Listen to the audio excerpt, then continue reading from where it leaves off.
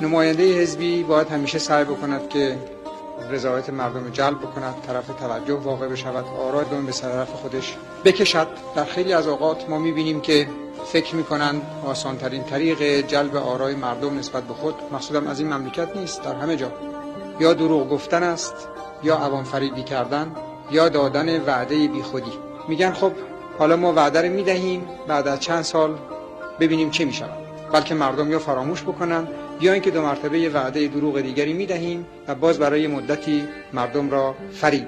ولی سیاست صحیح به عکس این است. باید همیشه مردم را با حقایق آشنا کرد، هم مشکلات توضیح داد، هم راه حل‌ها، هم به سرحد فداکاری برای خاطر اونها کار کرد، از خود گذشتگی کرد و به اصطلاح انسان خود را فراموش بکند برای اون هدف عالی‌تر.